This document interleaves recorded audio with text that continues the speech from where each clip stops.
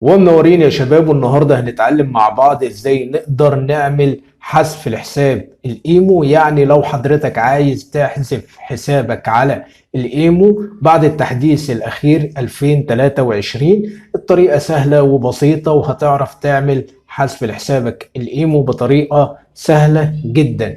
يعني بكرر كلامي تاني، حضرتك لو عايز تعمل حذف لحسابك الايمو بعد تحديث 2023 هتقدر تعمل حذف لحسابك على الايمو بطريقة سهلة وبسيطة. يلا بينا على الشرح العملي.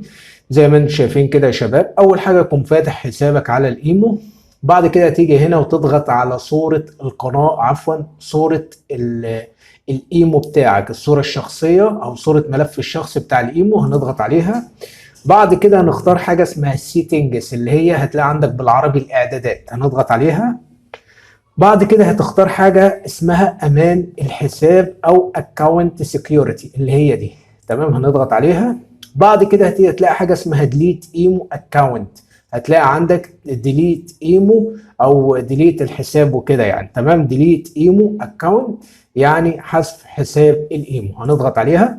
بعد كده هتلاقي ابلاي تو ديليت، هنضغط عليها. تمام، هيبدأ على طول يقول لك ايه السبب اللي انت عايز تحذف عنه الايه، تحذف الايمو عنه. انت ممكن اضغط اكتب اي سبب، مثلا ممكن اكتب الحساب مثلا، يعني مش شرط يعني. بعد كده اضغط على السهم اللي فوق ده اهو. بعد كده بيطلب مني رقم التليفون، هنكتب رقم التليفون ونرجع لكم تاني. بعد ما كتبنا رقم التليفون هنضغط على السهم ده كده.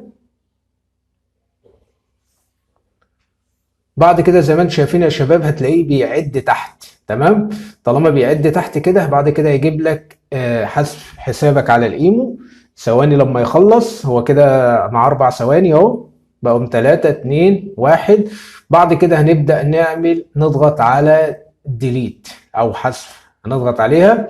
بعد هنا بيقول لك هل انت يعني متأكد انك هتحذف الحساب؟ هتقول له احذف لي الحساب مثلا. تمام، بعد كده هتلاقيه تم حذف الحساب بطريقة سهلة وبسيطة جدا. ممتاز جدا يا شباب، وكده بالفعل حذف حسابي على الايمو. تمام، لو رجعت كده تمام هتلاقي حسابك على الايمو تم حذفه بطريقة سهلة وبسيطة. أتمنى أكون أفدتكم. لو عجبك الشرح لا تنسى الاشتراك في القناة وفعل الجرس على الكل. أشوفك في فيديو جديد. سلام عليكم.